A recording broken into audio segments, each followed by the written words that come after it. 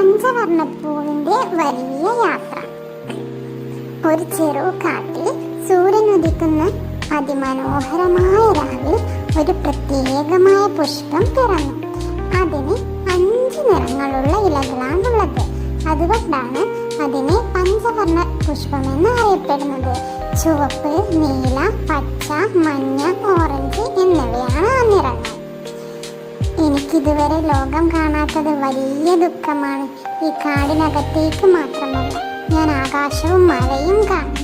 വണ്ടികളും കാടിലെ ചെറു പക്ഷികളും ഒക്കെ കാണണമെന്ന് പുഷ്പം പറഞ്ഞു. പുഷ്പമേ, നിനക്ക് എങ്ങനെയാണ് യാത്ര തുടങ്ങേണ്ടതെന്ന് അറിയുമോ എന്ന് വണ്ടി ചോദിച്ചു.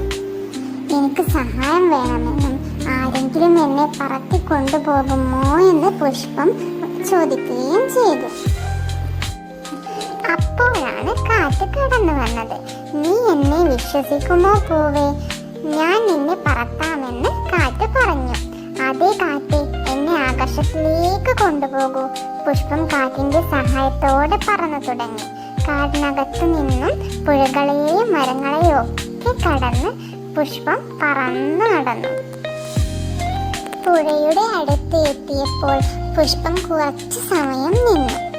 ഹേ പുഷ്പമേ, നീ എവിടേക്കാണ് പോകുന്നതെന്ന് പുഴ ചോദിച്ചു. ഞാൻ ഈ ലോകം കാണാൻ ആഗ്രഹിക്കുന്നു. നിനക്ക് പറയാനുള്ള കഥകളുണ്ടോ പുഴയെ എന്ന് പുഷ്പം പിന്നെയും ചോദിച്ചു. എനിക്ക് അനേകം പുഴയാത്രകളുണ്ട്. നീ എൻ്റെ പാട്ടുകൾ കേട്ടോ. അവൾ പുഴയുടെ ഗാനം കേൾക്കുന്നു. അതിമനോഹരമായ സംഗീതമായിരുന്നു അത്. കാറ്റ് വീണ്ടും വന്നു. പുഷ്പം കാറ്റിനൊപ്പം മലമുകളിൽ എത്തുന്നു. അവിടെ ഒരു കുഞ്ഞു കുറുന്തോട്ടി ഉണ്ടായിരുന്നു. ഹേ പുഷ്പമേ, നീ എവിടെ നിന്നാണ് വന്നതെന്ന് അത് ചോദിച്ചു. ഞാൻ ചെറിയ കാടിൽ നിന്നാണ് വന്നതെന്ന് പുഷ്പം പറഞ്ഞു. ലോകം കാണാനാണ് ഞാനിപ്പോൾ ഇവിടെ എത്തിയിരിക്കുന്നത്. അങ്ങനെ അവർ നല്ല സുഹൃത്തുക്കളായി മാറി. ഇവിടെ അവർ കുട്ടികളെ കണ്ടു, സ്കൂളിൽ പോകുന്ന കുഞ്ഞുങ്ങളെ.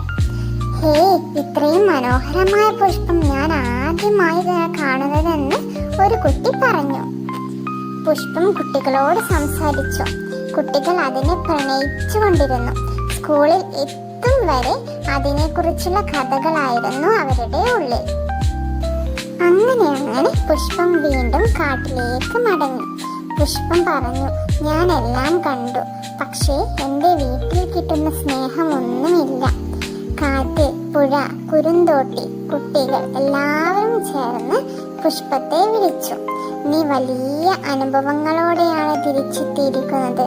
നീ ഇനി പച്ചക്കാടിന്റെ പ്രിയ താരമാണെന്ന് അവർ പുഷ്പത്തോട് പറഞ്ഞു.